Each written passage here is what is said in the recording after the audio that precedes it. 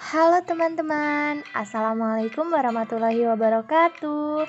Kami dari kelompok 7 yang beranggotakan Ririn Resyanti, Abi Rahma, dan Diah Purnama. Dengan mata kuliah evaluasi pembelajaran dan dosen pengampu ada Dr. Andas Hajah Umi Hotimah, MPD PhD, dan Mariani Artami, SPD MPD. Sebelum teman-teman menyaksikan video kami, ada baiknya teman-teman like, komen, dan subscribe ya. Hai teman-teman, inilah materi tentang langkah-langkah menyusun kisi-kisi. Sebelum kita mengetahui langkah-langkah membuat kisi-kisi, ada baiknya kita mengetahui pengertian dari kisi-kisi tersebut.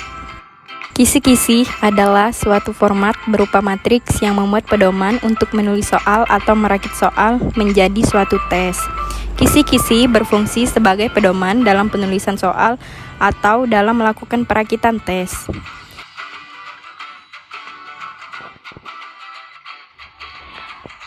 Dalam mengisi format kisi-kisi, hal yang perlu diketahui adalah menentukan KD yang akan diukur atau dipilih. Artinya, jika teman-teman ingin membuat kisi-kisi, yang pertama adalah menentukan kompetensi dasarnya. Kemudian yang kedua yaitu harus memilih materi yang esensial. Yang ketiga, harus merumuskan indikator yang mengacu pada KD. Jadi, setelah teman-teman memilih KD yang telah teman-teman tentukan, kemudian teman-teman memilih indikator pembelajaran sesuai dengan KD teman-teman. Kemudian ada faktor-faktor dalam pembuatan kisi-kisi soal. Yang pertama itu ada urgensi.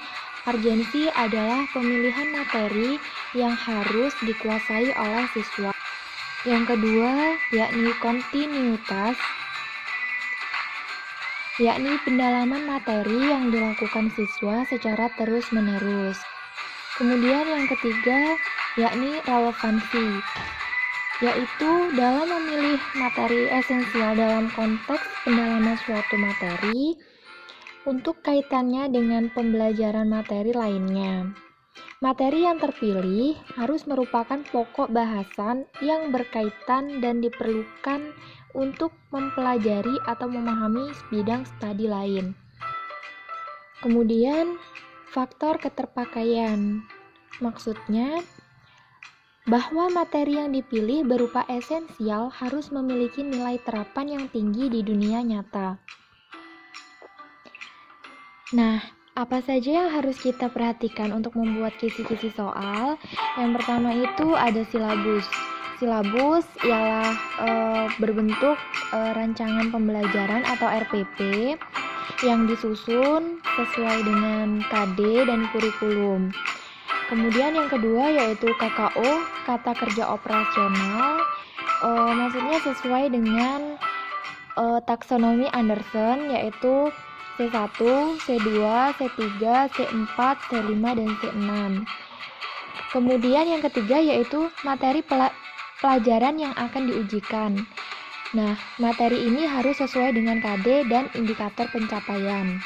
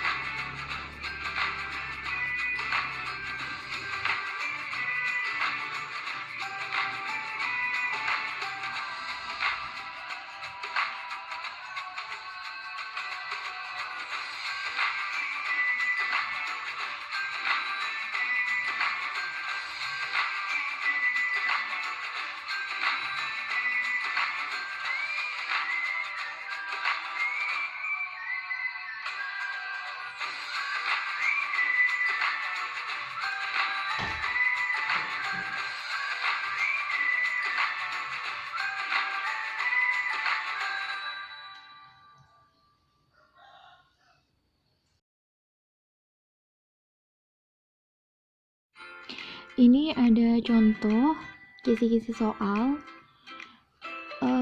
Yang pertama yaitu membuat tabel seperti ini, teman-teman. Kemudian tabel yang pertama itu adalah kompetensi dasar. Jadi sebelum membuat soal, ada baiknya kita yang pertama ketahui adalah kompetensi dasarnya. Misalnya di dalam contoh ada 3.3 yaitu memahami bentuk dan kedaulatan negara sesuai dengan Undang-Undang Dasar Negara Republik Indonesia 1945.